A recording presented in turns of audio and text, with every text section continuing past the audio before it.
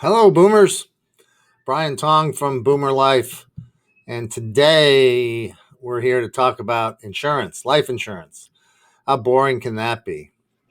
But a lot of people are confused about the types of life insurance, and I get asked these questions all the time. I'm a lawyer and I practice law here in Volusia County in Florida. But I'm also doing this Boomer Life blog and YouTube series to try to help people my age. I'm 63 and I started looking at my retirement options and I thought, holy crap, I got to live on $5,000 a year is what Social Security is going to pay my wife and I. Plus, we have to pay taxes on that. So, $5,000 a month. I mean, good God, $5,000 a year. That'd be ridiculous.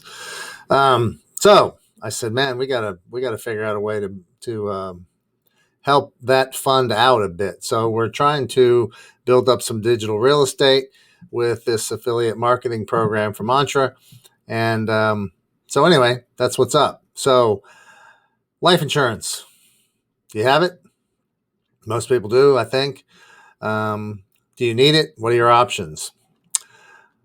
Basically, there's two types of life insurance, as you know. There's term and there's whole life. And term means just what it says. It's a policy that is for a specific term, usually 20 years of insurance, and it's pure insurance. So you put premiums in, you have a death benefit, you die while the plan is active, it pays your beneficiaries tax-free dollars. It's the cheapest life insurance there is. It's pure life insurance. There's no cash value. There's no surrender value. And when the term is up, you stop paying premiums and you have no more life insurance. Or you can convert it to a whole life policy. At that point, there's some policies, term policies, that have a conversion feature, and that's certainly worth looking into. So what is that going to cost you? Well, I put a table here in the blog.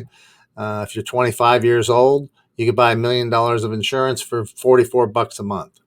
If you're 55, that same amount of insurance will cost you $281 a month. So at age 55, conceivably, you could buy a 20-year life insurance policy, 20-year term, to pay your beneficiaries when you pass, if you think you might not live to be 75. And if you are taking care of your family is one of your priorities. So the rates obviously differ. The older you are, the higher they go, but they're still very affordable. But then again, that's kind of like renting a car. The money you pay is down the drain, as like with a lease. The lease payments are gone. You own nothing at the end of the lease. And with this type of insurance, it's the same deal. When you lease a car, your payments are going to be way less than they would have been had you bought it. But at the end of your 3-year lease or whatever term it is, you're going to have nothing. You just turn it back in. It's the same thing with term life insurance. At the end of the term, you've enjoyed the premiums, and hopefully you enjoy the fact that you didn't die during the term. But the bad news is now you own nothing.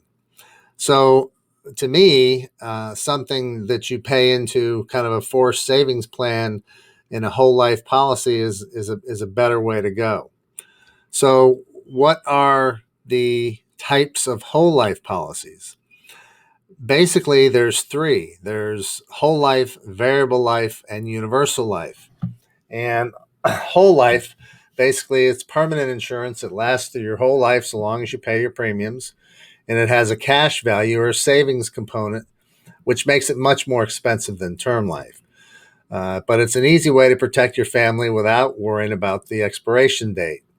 Like all life insurance, it's purchased with after-tax dollars, so it pays a tax-free death benefit to your beneficiaries if you die while the policy is in effect. The policy lasts as long as the premiums are paid and has a savings feature called the cash value that grows at an interest rate set by the insurer. And it's not a very exciting interest rate. It's usually 2, 3, 4%. But it's better than nothing, I guess, better than a poke in the eye. These are 5 to 15 times more expensive than term life insurance policy. And a lot of people abandon these policies within the first few years when they decide they can't afford them, and they care more about buying cheeseburgers than they do about providing life insurance for their beneficiaries. So what does this cost? I put a table in here, um, sample whole life insurance premiums based on a 30-year-old non-smoking male. Instead of for 100,000 in coverage, or let's look at the million in coverage. But before we were talking about with the term life, a million in coverage for a 35-year-old male was costing monthly $50. And for $1 million in coverage on a whole life policy, it's $827 a month. So quite a big difference.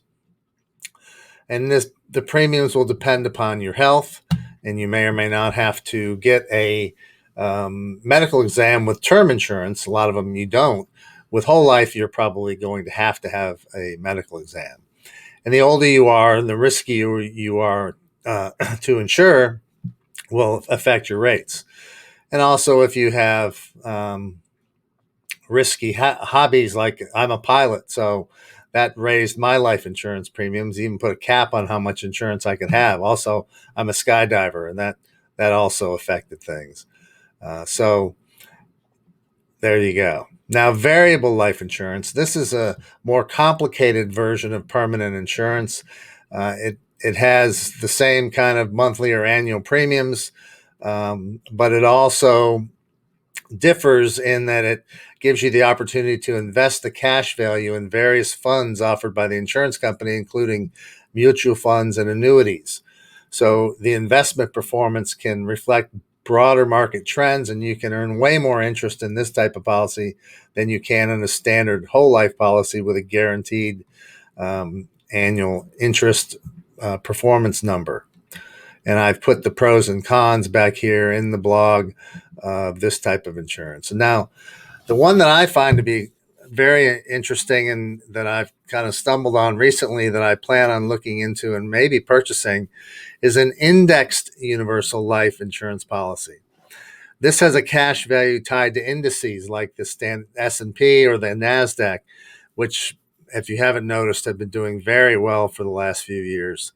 But it also has a very interesting feature in that, aside from the indexing, which allows you to put your cash value in a faster growth index, it's not actually put in the index. It's not. They don't buy stock with it. They just tie the increase in cash value to the index.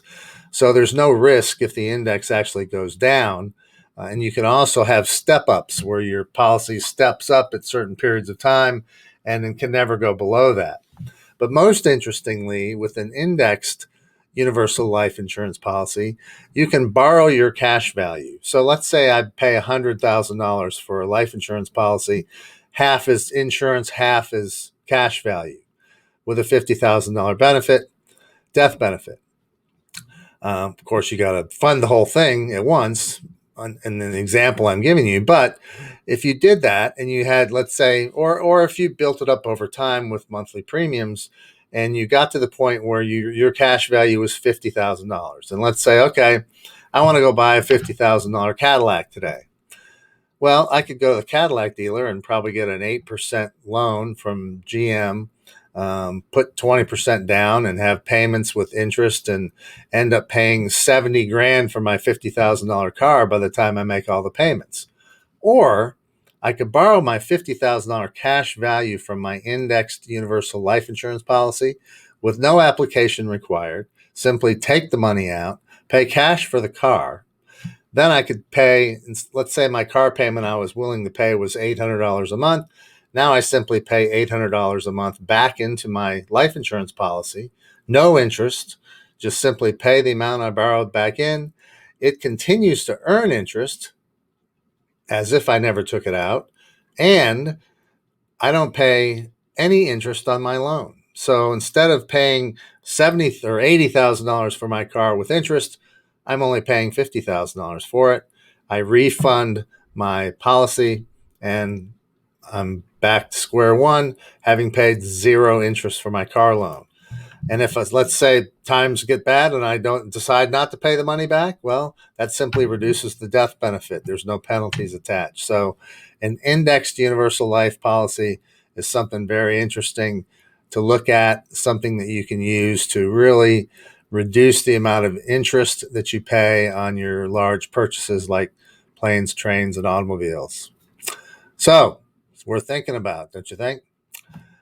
So that's all I have for you today. If that's interesting to you, get on your Google and look it all up. Otherwise, have a great day, and I'll see you on the next blog with boomerlife.net.